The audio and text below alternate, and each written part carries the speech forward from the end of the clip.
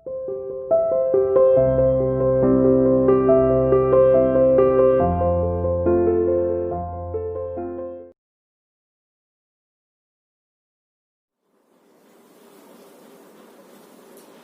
Morning student, welcome to CR international school online classes. बच्चों, आज हम 12वीं कक्षा का पोएट्री सेक्शन से 9वां पाठ पढ़ रहे हैं और इसका हमने पिछले वीडियो में रुबाइयां पढ़ा था और आज हम पढ़ेंगे गजल।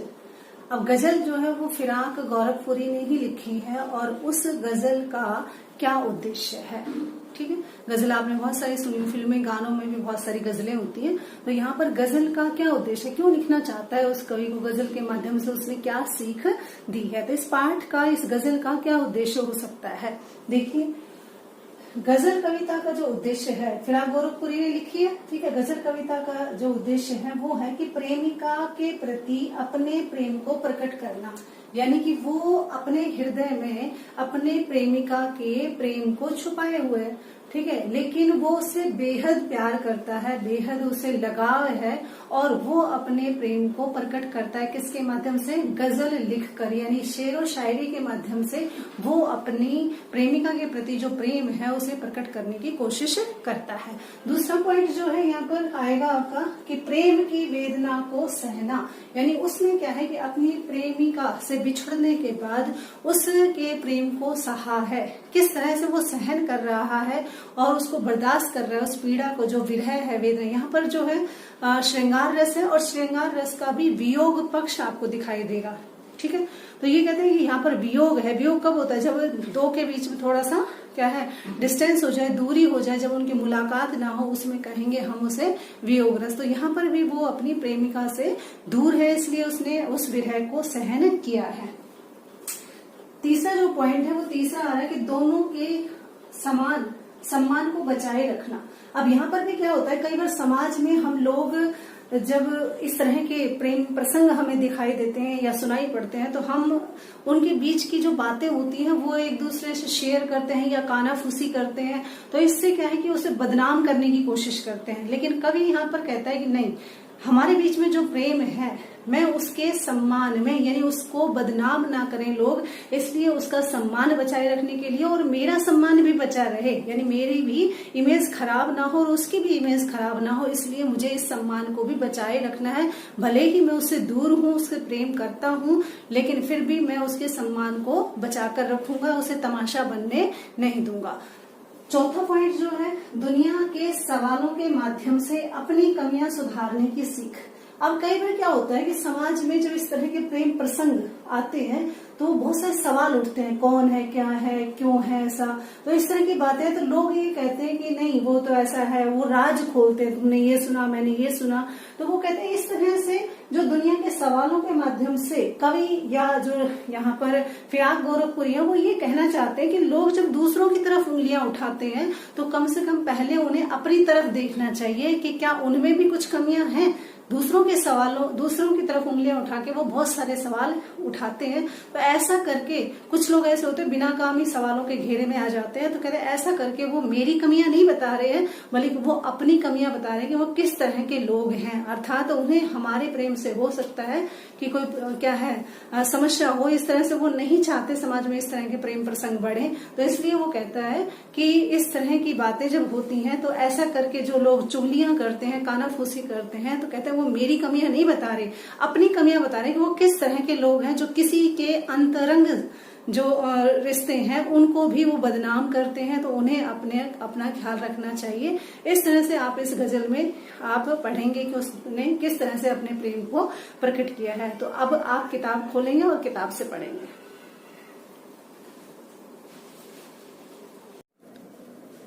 फिराक गोरखपुरी ने इस जो पहली गजल का शेर है उसमें ये बताया है कि वसंत ऋतु के आगमन पर प्रकृति कितनी खूबसूरत लगती है और किस तरह से उसने दिखाया है। वो कहते हैं कि नौ रस गुंजे, नौ का मतलब नया, रस का मतलब रस से परिपूर्ण। अब नया रस मौसम में कब आता है, नए वसंत के मौसम में, कि नया वसंत का मौसम आ गया है। गुंजे का मतलब कलियां खिल और पंखुड़ियां कि नाजुक, नाजुक का मतलब कोमल, गिरह का मतलब गांठे, खोले का मतलब खोले हैं। यानी कि नए वसंत के मौसम के आने पर कलियां, पंखड़ियां जो कोमल हैं वो अपनी गांठें खोल रही हैं, अपनी तह खोल रही हैं। आपने देखा होगा कुछ कलियां मुड़ी हुई होती हैं, बंधी हुई होती हैं, और जैसे ही वसंत आता है तो वो खिलना शुरू हो जाती हैं, मतलब उनमें जो है एक बहार आ जाती है। इसी तरह से यहाँ पर भी गोरखपुरी ने ये बताया कि वसंत के मौसम में कलियां, पंखुड़ियां सब अपनी नाजुक गिरहें अर्थात गांठें खोल देती हैं, और ऐसे में सारे वसंत में कलियां और क्या है रौनक फैल जाती है। या उड़ जाने को, या ऐसा भी है कि कलियां और पंखुड़ियां जब अपनी कोमल ये जो गिरहें खोलती हैं तब उनका मन उड़ जाने को करता है। किसमें? रंगो बू और रंग भरे और उस खुशबूदार उस बगीचे में उड़ने को। यानी कि वो कलियां और वो पंखुड़ियां इसलिए खुल जाती हैं कि उनका मन भी ये रंग भरे खुशबू भरे बगीचे में क्या है उड़ने को करता है। पर तोले हैं, कहते दर परत वे अपनी परतें खोलते हुए चलती हैं या पंखुड़ियां खिलती हुई चलती हैं। कहने का मतलब यहाँ पर ये हुआ कि नए वसंत के मौसम में सारी पंखुड़ियां, सारी कलियां खिल चुकी हैं, नरम और मुलायम हैं, और ऐसे उनको देखकर ऐसा लगता है जैसे कलियां और पंखुड़ियां पूरे इस बगीचे में जहाँ हैं उनकी रंग खुशबू को लेने के लिए, उड़ने के लिए तत्पर हैं, या अपनी पंखुड़ियां खोलने के लिए तत्पर हैं, या अपनी महक बरसाने के लिए तत्पर हैं। इतना ही। सेकंड जो शेर है उसमें हम पढ़ेंगे। दूसरे शेर में वो फिराक गोरखपुरी कहते हैं कि रात का वर्णन बताया उन्होंने कि सर्द भरी रात जो होती है वो कितनी सन्नाटेदार होती है, और किस तरह से उन्होंने रात की सुंदरता, टिमटिमाते तारों की सुंदरता का जिक्र किया है। कहते तारे, शाम रात हो गई है और अंधेरी रात है, ऐसे अंधेरी रात में तारे आंखें झपकावे हैं। अब वो कहते हैं ऐसा लग रहा है कि जैसे तारे भी आंखें झपकाने का मतलब जैसे ऐसा लग रहा है चुपचाप सोने की कोशिश कर रहे हैं, टिमटिमा रहे हैं। कभी वो झपकते हैं तो कभी वो बंद होते हैं, कभी लाइट तेज है तो कभी कम है, तो इसलिए कहता है ऐसा लगता है जैसे वो आंखें बंद और खोल रहे हैं अर्थात झपका रहे हैं। जर्रा जर्रा सोए है, जर्रा जर्रा का मतलब यहाँ पर है धरती का एक एक कण सोया हुआ है, और तारे भी क्या है आंखें झपका रहे हैं अर्थात तारों की भी रोशनी कभी बंद और कभी खुल रही है, और धरती का एक एक कण जो है वो क्या है सोया हुआ प्रतीत होता है अर्थात शांत लगता है। और लेकिन कहते तुम भी सुनो हो यारों। अब वो संबोधित करते हुए कहता है लोगों को कि हे दोस्तों, हे लोगों, हे दोस्तों तुम भी सुनो कि शब में सन्नाटा कुछ बोले है, कि ये जो रात है, शब का मतलब रात जो है ये सन्नाटे भरी रात है अर्थात शांत है, लेकिन फिर भी इस शांत और सन्नाटे भरी रात में भी ऐसा लगता है जैसे ये कुछ कहती है, अर्थात ये कुछ हमसे रहस्य बताना चाह रही है। यानी कई बार आपने देखा होगा आप किसी सुनसान जगह से जा रहे होते हैं जहाँ डर तो नहीं लगता, लेकिन वो एक अकेलापन, उस रास्ते से निकलना एक सुखद एहसास होता है। तो इस तरह से वो भी कह रहा है कि रात जो है वो तारों से भरी हुई है और धरती का एक एक कण सो रहा है। कहते हे दोस्तों तुम भी इस रात भरे सन्नाटे, हालांकि यहाँ सन्नाटा है लेकिन कहते वो सन्नाटा भी शायद मुझसे कुछ कह रहा है कि देखो कितनी सुहावनी रात है। तीसरे शेर में गोरखपुरी कहते हैं कि ये बताना चाहते हैं कि इस संसार में या इस दुनिया में बहुत से ऐसे लोग हैं जो अपनी किस्मत पर रोते हैं, यानी कि वो कर्म तो करते नहीं है, यानी जो उनका काम है कर्मठ नहीं बनते हैं, वो आलसी होते हैं या मतलब लापरवाह होते हैं, लेकिन ये कहते हैं कि हमारी तो किस्मत में ही नहीं है। तो ऐसे लोगों के प्रति भी कवि क्या कहना चाहता है, या जो यहाँ पर गोरखपुरी है उन्होंने इस शेर के माध्यम से क्या बताया है। कहते जो ऐसे लोग होते हैं, कहते हम हों या हमारी किस्मत, कहते चाहे हम संसार के जितने भी लोग हैं, प्राणी हैं, हम हो या हमारी किस्मत हो, दोनों को ही एक काम मिला, यानी हम दोनों को ही एक काम है। हम हो, हम कौन? जो आलस्य हैं, आलस्य से भरे पड़े हैं, या वो काम के प्रति निठल्ले हैं, ठीक है, कामचोर हैं, ऐसे व्यक्तियों को कह रहा है कि या हम हो या हमारी किस्मत, हमारी दोनों की ही एक ही काम है। यानी ऐसे लोग क्या करते हैं, अपनी किस्मत को रोते हैं। क्या काम है उन दोनों का? किस्मत उनके लिए रोती है कि ऐसा निकम्मा मुझे मिला है व्यक्ति, या फिर जो व्यक्ति है वो किस्मत को रोता है कि नहीं मेरी तो किस्मत में ही ऐसा लिखा है, जबकि ऐसा होता नहीं है। ठीक है। तो वो आपस में एक दूसरे को दोष देते हैं और रोना रोते हैं। एक ही काम मिला है, क्या कि किस्मत हमको रो लेवे है, यानी कि किस्मत हमारे ऊपर रो रही है और हम किस्मत को रो लेवे, और किस्मत को हम भाग्य को कोस रहे हैं और भाग्य हमें कोस रहा है। यानी हम सोचते हैं कि नहीं, मेरे भाग्य में कुछ ऐसा नहीं है, लेकिन भाग्य सोचता है कि नहीं, इस आदमी के ही मतलब इतने गुण नहीं है कि ये किसी काम के प्रति सत्यनिष्ठ हो सके, परिश्रम करे। ऐसा ये व्यक्ति नहीं है, ये तो परिश्रम से बचना चाहता है। तो ऐसे आजीवन किस्मत के सहारे को लेकर हम कब तक जिएंगे। तो कहते हैं ऐसे लोग क्या करते हैं, अपनी किस्मत का रोना रोते रहते हैं कि नहीं, हमारी किस्मत में ये हुआ। तो यहाँ पर कवि ये सीख देना चाहता है कि किस्मत के भरोसे नहीं, हमें कर्म और परिश्रम के भरोसे ही हमारा जीवन चल सकता है। लेकिन फिर भी कुछ लोग हैं इस संसार में, कहते हैं वो मैं भी हो सकता हूँ और कोई और भी हो सकता है। तो ये दोनों क्या है, एक दूसरे पर आरोप लगाते हैं। ये दोनों एक ही काम है इनका, क्या, किस्मत को कोसना, ठीक है, और किस्मत इनको कोसती रहती है और आगे जीवन में कर्म ये करते नहीं है। अब चौथे शेर में वो ये कहना चाहता है कि समाज में कुछ लोग ऐसे होते हैं जो अपनी तरफ नहीं देखते लेकिन दूसरों को बदनाम करने में आगे रहते हैं। तो ऐसे यहाँ पर भी वो कहता है कि मैं किसी से प्रेम करता हूँ, ठीक है, लेकिन कहते मैं उसके विरह में जी रहा हूँ, उसमें तड़फ रहा हूँ। तो कहते लोग मुझे क्या कर रहे हैं, कहते जो मुझको बदनाम करे है। कहते इस संसार में बहुत सारे ऐसे लोग हैं जो मुझे बदनाम करना चाहते हैं, मेरे ऊपर बदनामी का दाग लगाना चाहते हैं। काश वे इतना सोच सके। अब कवि ये इच्छा रखता है, ये कामना करता है, ये सद्बुद्धि देता है उन लोगों को कि काश वे लोग ये सोच पाते। क्या सोच पाते, कि वो इतना सोच लेते, हे भगवान, कि उनमें इतनी सद्बुद्धि आ जाती कि मेरा पर्दा खोले हैं या अपना पर्दा खोले हैं। अब वो ये कहना चाहता है कि ऐसा करके वो मेरे जीवन का रहस्य बता रहे हैं, अर्थात मेरी बदनामी कर रहे हैं, या अपना रहस्य यानी अपनी बदनामी समाज को दिखा रहे हैं। कहने का मतलब ये है कि इस समाज में क्या है कि दूसरों को वही लोग बदनाम करते हैं जो स्वयं पहले बदनाम होते हैं। यानी कि हम किसकी तरफ उंगली उठाएंगे, यानी मैं शक करूं किसी पे, ठीक है, तो हो सकता है कि मेरा व्यवहार ही ऐसा हो, ठीक है। तो कोई भी व्यक्ति हो, जब खुद पे कमियां होती है ना, तो वो दूसरों पर आरोप लगाता है। तो इसी तरह से यहाँ पर भी कवि ये कहता है कि ऐसे लोग भी हैं समाज में जो मुझे बदनाम करना चाहते हैं, लेकिन हे प्रभु, उनको इतनी समझ हो, सोच हो कि ऐसा करके वो मेरा नहीं अपना रहस्य खोल रहे हैं, अर्थात अपनी बदनामी कर रहे हैं। क्यों? क्योंकि वो खुद पहले से बदनाम होते हैं और ऐसा करके वो दूसरों को बदनाम नहीं करते, बल्कि अपने रहस्यों को खोलकर अपनी बदनामी का जिक्र करते हैं। तो यहाँ पर यही बताया कि हमें किसी भी व्यक्ति पर ऐसे लांछन नहीं लगाने चाहिए। क्या पता कोई गलती हमसे हो या हमने की हो, तो ऐसा आरोप प्रत्यारोप नहीं करना चाहिए।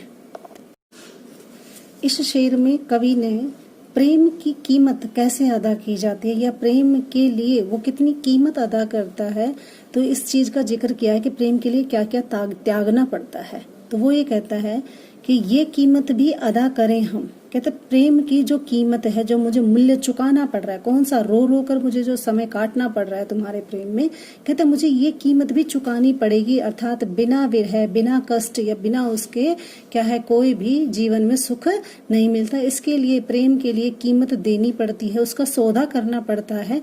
अब वो कह रहा है कि हम बदुरस्ती ए होशे हवास, कहता मुझे पूरा पता है कि प्रेम ऐसे ही नहीं होता, उसके लिए त्याग करना पड़ता है, उसके लिए संघर्ष करना पड़ता है। कहता मैं पूरे होश हवास के साथ, ठीक है, यानी मुझे पता है कि ऐसा होगा। मैं यूं नहीं है कि मैंने पागलपन में प्रेम किया है या देखा देखी प्रेम किया, ऐसा नहीं है। मुझे पता है कि प्रेम करने से कीमत अदा करनी पड़ती है, उसके लिए जलना पड़ता है, तपना पड़ता है। और वो कहता है मुझे पूरे होश हवास के साथ, अर्थात विवेक से सोच समझकर ही मैंने ऐसा किया है। अब वो कहता है तेरा सौदा करने वाला, कहते जिसने भी प्रेम किया है, जिसने भी प्रेम की कीमत अदा की है, कहते वास्तव में ऐसा व्यक्ति जिसने प्रेम में सब कुछ खोया है, सौदा किया है, कीमत है, दाव लगाया है, कहते ऐसा व्यक्ति तो प्रेम में क्या हो जाता है, दीवाना हो ले है, अर्थात दीवाना हो जाता है। प्रेम में दीवाना होकर ही वो सब कुछ त्याग देता है, सारी कीमत चुका देता है या उसमें क्या है रम जाता है। इस तरह से उसने कहा है कि सौदा करके ही, सब कुछ त्याग के ही प्रेम मिलता है, यानी अहंकार सब कुछ त्यागना पड़ता है, तब जाकर प्रेम मिलता है, अर्थात दीवाना हो जाता है वो, ठीक है। अब यहाँ पर वो अपने प्रेम को छिपाना भी चाहता है, दुनिया के सामने बताना नहीं चाहता। अपने प्रेम की जो पीड़ा है वो अपने हृदय के अंदर ही रखना चाहता है। अब कवि कहता है कि तेरे गम का पाशे अदब है, यानी कि तेरा जो दुख है, जो तेरी पीड़ा है, जो मेरे हृदय में तेरे प्रति जो प्रेम है, कहते मैं उसका सम्मान करता हूँ। पास यादव का मतलब सम्मान करना। कहते जो तेरे द्वारा मुझे पीड़ा दी गई है, मैं दुनिया को ये नहीं कह रहा कि उसने मेरे से प्रेम करके मतलब नाकार कर दिया है, ऐसा नहीं है। कहते मैं तेरे प्रेम का सम्मान करता हूँ। कुछ दुनिया का ख्याल भी है, लेकिन कहते हैं मैं कुछ दुनिया का ख्याल भी रखता हूँ। मैं तेरा एक तरफ तो तेरा सम्मान करता हूँ, लेकिन दूसरी तरफ वो ये कहता है मुझे दुनिया का ख्याल भी है, अर्थात गमों के सागर में डूबकर भी मुझे जिम्मेदारी संसार की भी निभानी है। मैं समझता हूँ, लेकिन समाज के ख्याल से पूर्ण रूप से मैं तुम्हारी ओर समर्पित नहीं हो सकता। मुझे क्या है, समाज का ख्याल भी रखना पड़ता है। यानी कि मैं तेरे प्रेम में डूबा हुआ हूँ, ये ठीक है, मैं दुखी हूँ, पीड़ित हूँ, और मैं तेरे प्यार का सम्मान भी करता हूँ, लेकिन मुझे दुनियादारी का ख्याल भी रखना पड़ेगा, यानी दुनिया की तरफ भी मुझे देखना पड़ता है।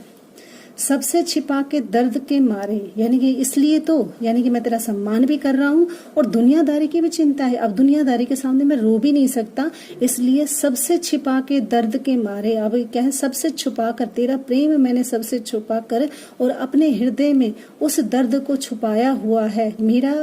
मेरा भी कहते हैं बिल्कुल हाल ऐसा ही है कि चुपके चुपके रो लेवे हैं। कहते दुनिया संदेह करे मेरे पे, इसलिए वो कहता है कि मैं चुपचाप रो लेता हूँ, बताता नहीं हूँ दुनिया को, ठीक है, कि मैं क्यों रो रहा हूँ, लेकिन फिर भी मेरे मन के अंदर जो मेरा दुख है वो घुट रहा है। और बल्कि मैं एकांत जब मुझे मिलता है तो मैं अपने प्रेम की पीड़ा को रो रो के उसे कम कर लेता हूँ। क्यों? क्योंकि मैं दुनिया के सामने तेरे प्यार का जो सम्मान है उसे मजाक नहीं बनाना चाहता, और इस तेरे और मेरे बीच के प्रेम प्रसंग को किसी के सामने जाहिर नहीं करना चाहता।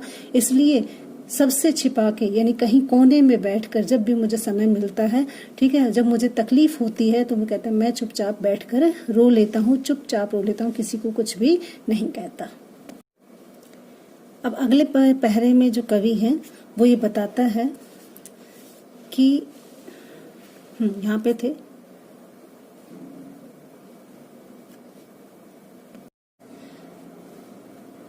इस शेर में कवि ने बताया है कि जो प्रेम होता है, प्रेम में डूबे जो आशिक होते हैं या प्रेमी जो होते हैं, उनकी मनोदशा कैसी होती है, यानी मन का हाल क्या होता है। कवि कहता है कि मोहब्बत का जो नशा है, ठीक है, वो मेरी फितरत में छाया हुआ है, अर्थात ये प्रकृति का स्वभाव है। तो इसलिए क्योंकि प्रेम है, प्रेम तो क्या है, चाहे प्रकृति का हो चाहे मानव का हो, तो कहते हैं मोहब्बत का जो नशा है वो आज भी छाया हुआ है, और फितरत का कायम है तवाजुन, यानी कि प्रकृति का नियम आज भी कायम है और संतुलन बनाया हुआ है।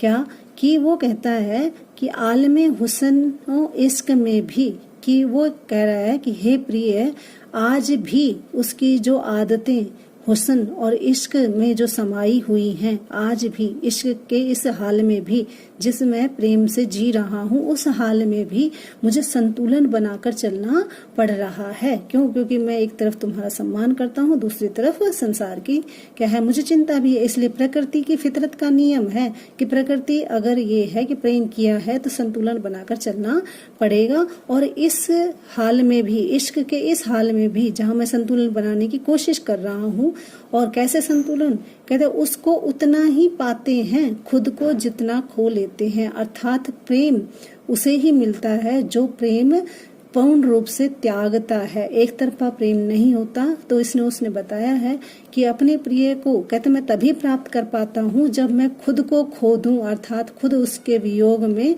उसको ढूंढता फिरूं या उसके प्रेम में डूब जाऊं पूरी तरह से।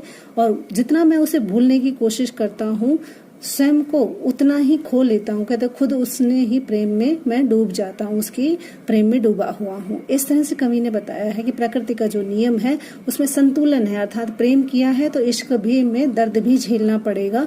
अब वो कहता है कि मैं उस प्रेमिका को उतना ही पा पाऊंगा, अर्थात उसको तभी पा सकता हूँ जब खुद को खो दूं, अर्थात खुद को मिटा दूं, अर्थात उस प्रेम में पूरी तरह से समर्पित हो जाऊं, तभी मैं उसके प्रेम को पा सकता हूँ। अगले शेर में कवि कहता है कि आबो ताब अशर न पूछो, अब आबो ताब अशर का मतलब होता है जो मैं शेरो शायरी कह रहा हूँ इसमें एक चमक है। आप भी सुन रहे होंगे तो आपको लग रहा होगा कि बड़ा आनंद आ रहा है, ठीक है, बड़े मतलब चमक है इसमें, बड़ी रोशनी है, बड़ी उम्मीद है। तो कहते हैं ये जो चमक है, कहते हैं न पूछो तुम भी आंखें रखे हो, कहते तुम भी, तुम्हारी भी तो आंखें हैं, अर्थात यहाँ पर तो वो प्रेमिका के लिए कह रहे हैं, लेकिन फिर भी कहते हैं शेर और शायरी की जो चमक होती है, कहने का मतलब जो शेर शायरी किसी जिसकी जबान पर आ जाते हैं तो कहते हैं वो क्यों आते हैं, वो इसलिए क्योंकि वो कहीं ना कहीं प्रेम में चोटिल होते हैं, खाए हुए प्रेम के मारे होते हैं और वो शेर शायरी करना सीख जाते हैं। तो कहते हैं ऐसे ही तुम भी तो आंखें रखे हो, कहते तुम्हारी भी तो आंखें हैं, तुम भी तो देख रहे हो कि मेरे शेर शायरी में कितनी चमक है, अर्थात मेरा जो विरह का दुख है वो कितना ज्यादा है और वो शेर और शायरी के माध्यम से सामने आ रहा है। कहते तुम आंखों से देख सकते हो। ये जगमग बैतों की दमक, कहते ये जो सारी जगमगाहट शेर और शायरी जो मैं कह रहा हूँ इसकी जो चमक है, कहते ये ऊपर से तो चमक दिखाई देती है या हम मोती रो लेवे हैं, लेकिन कहते हैं ये चमक तुम्हें लगती है, ये शेर व शायरी की चमक, बहुत अच्छा शेर व शायरी कह रहा है, लेकिन कहते हैं ये शेर व शायरी नहीं है, ये तो मेरे आंसू रूपी मोती हैं जो क्या है उसके विरह में निकल रहे हैं, जो मैं तुम्हारे शेर व शायरी के माध्यम से तुम्हें बता रहा हूँ। अगले शेर में कवि कहते हैं कि ऐसे में तू याद आए है, कैसे में कि शेर व शायरी में कर रहा हूँ, ठीक है, मैं संतुलन बनाकर चल रहा हूँ, तेरे सम्मान को बचाकर दुनिया की भी फिक्र कर रहा हूँ, लोग मुझे दीवाना कहने लगे हैं, मैं होशो हवास में मैंने ये सब किया है, तेरे प्यार की खातिर मैंने सौदा किया है। कहते ऐसे में तू याद आती है, ठीक है, कैसे में कह रहा है, अंजुमने में रिदों को, कहते जैसे शराब की महफिल में शराबियों को यानी प्रेमियों को या शराबियों को शराब याद आती है, उसी तरह कहता है तू भी मुझे पल पल याद आती है। रात गए गर्दू पे फरिश्ते, कहते रात जाने पर, रात आने पर जैसे आसमान में देवता जो हैं वो पापों का पाठ यानी संसार का खोल कर रखते हैं, यानी रात जब होती है तो कहते हैं सब सो जाते हैं और देवता जो है वो हिसाब किताब करते हैं। कहते इसी तरह से मेरे लिए भी शराबियों की महफिल सजी हुई है, ठीक है, शराबियों को शराब प्रिय लगती है। कहते ऐसे में हे प्रिय मेरे लिए भी रात हो गई है और ऐसी रात में भी मुझे तू याद आ रही है।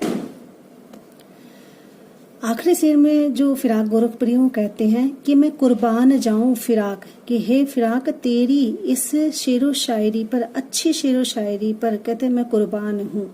कैसे उड़ा ली ये आवाज, कहते तूने इतनी सुंदर आवाज कैसे बना ली। अब वो कहते ये आवाज ऐसे ही नहीं आई है, ये शेरो शायरी मैंने ऐसे ही नहीं सीखी है। कहते ये सब शेरो शायरी मेरे प्रेम का कमाल है, या मेरी प्रेम के कारण जो विरह वेदना है उसके कारण ये अपने आप ही उपजती है या अपने आप ही बनती है। कहते इसलिए फिराक कहते हैं कि मैं उस पर कुर्बान हूँ, अच्छी शेरो शायरी पर, जो प्रतिष्ठित शेरो शायरी है।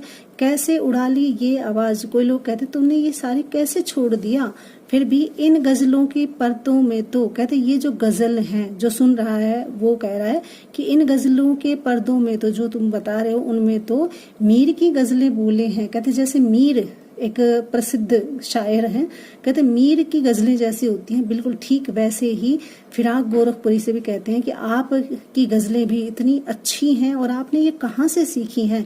तो लोग कहते हैं कि हे फिराक हम तेरी जो अच्छी शायरी है उस पर कुर्बान हैं और तेरी गजलों में मीर की गजलों की तरह क्या है, दिल को छूने वाले शेरो शायरी हैं। तो इस तरह से उन्होंने अपनी इन गजल के माध्यम से अपना जो है प्रेम प्रकट किया है, किस तरह से वो बसंत का वर्णन करते हैं और फिर रात का वर्णन करते हैं, फिर उस समाज का जो उसे बदनाम करता है, फिर वो प्यार की कैसे कीमत अदा करता है उसका। कहता है होश हवा से मैंने ऐसा नहीं है कि मतलब सोच समझ कर ही प्रेम किया है इसलिए मैं दीवाना हूँ, उसके लिए मुझे कीमत अदा करनी पड़े तो क्या है। कहता रात को मैं चुप चुप के रो लेता हूँ और प्रकृति का संतुलन है कि जिसको पाना है उसके लिए पहले खुद मिटना पड़ता है तब पाया जाता है। और शायरी की तो कहता है पूछिए मत, ठीक है, ये तो जगमग जो मैं दिखाई दे रहा है, कहते हैं ये मेरी शायरी नहीं है, ये तो मेरे आंसू हैं, ठीक है। ऐसे में अगर तू मुझे याद आती है तो कहते हैं जैसे शराबियों को शराब की महफिल में शराब दिखती है वैसे ही इस चांदनी रात में केवल तुम मुझे ही दिख रही है। रात होने पर आसमान से देवता जो हैं वो पापों का पाठ पढ़ते हैं, तो ऐसे रात में मैं तेरे को ही याद कर रहा हूँ।